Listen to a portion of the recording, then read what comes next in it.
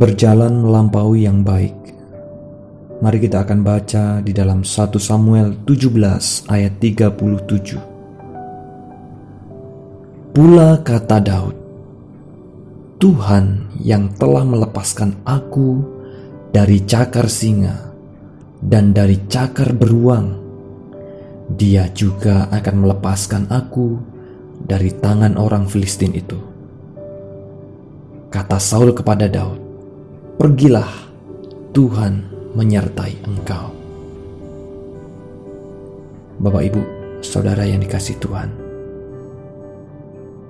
jika kita memang benar-benar ingin maju, mari kelilingilah diri kita sendiri dengan orang-orang yang mendorong semangat kita, orang-orang yang akan membangun kita.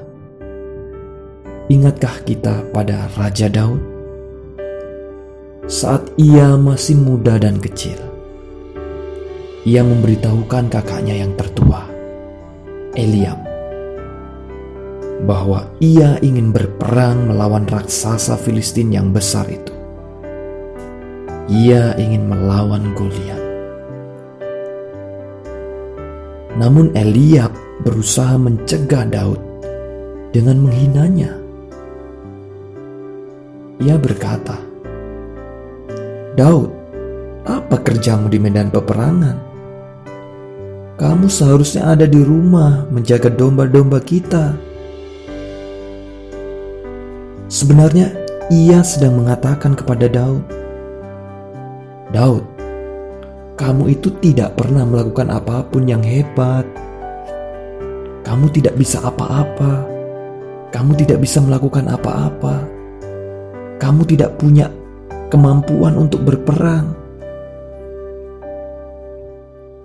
Di sana, Daud harus membuat pilihan yang sangat penting. Apakah ia harus mempercayai penilaian buruk dari kakaknya itu?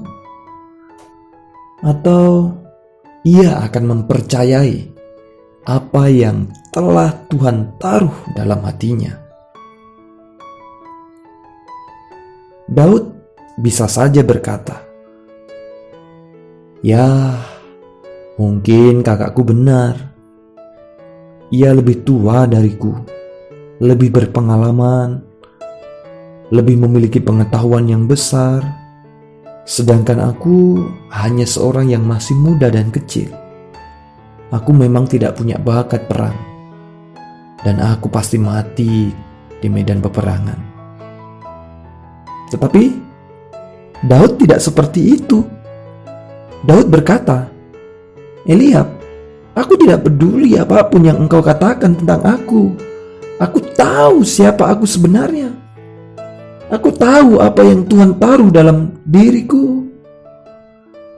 Dan apa yang terjadi selanjutnya? Alkitab menjelaskan bahwa Daud melakukan tepat seperti itu. Ia menghadapi dan menjatuhkan Goliat, raksasa Filistin, dengan batu yang kecil. Wow. Daud tidak membiarkan orang-orang terdekatnya melemahkannya dan menahan perkembangannya dengan sebuah pemikiran dan pandangan yang negatif. Ini adalah hal yang menarik. Yesus juga harus meninggalkan kampung halamannya, Nazaret. Karena apa? Karena orang-orang di sana begitu dipenuhi dengan ketidakpercayaan. Yesus tahu bahwa jika ia tinggal dalam lingkungan yang negatif, itu dapat menahan kemajuannya. Mari kita mulai lagi bergaul dalam komunitas yang dapat membantu kita bertumbuh, membangkitkan iman, mengembangkan impian. Mari kita mulai lagi mendengarkan pemberitaan yang membangkitkan iman dan harapan. Di masa-masa yang sulit ini, mari biarkan api kita berkobar lagi dan bangkit lagi. Mungkin kita telah menderita sakit yang cukup lama, tetapi inilah waktunya kita untuk sembuh. Mungkin juga kita telah bergumul dengan sebuah depresi dan keputusasaan, tetapi inilah waktunya untuk mengalami kelepasan dan kelegaan. Kita mungkin berasal dari keluarga yang mengalami kekalahan, kegagalan, kekecewaan, dan bersikap negatif. Tetapi inilah saatnya kita bangkit lagi, mengatasi keraguan dan ketidakpercayaan. Mari kita mulai kembangkan iman kita lagi. Bangun setiap pagi dengan mengharapkan hal-hal yang baik, memperkatakan hal-hal yang baik.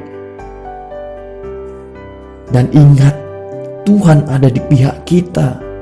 Tuhan mengasihi kita. Tuhan siap menolong kita. Firman Tuhan berkata, barang siapa yang percaya kepada Dia tidak akan dipermalukan.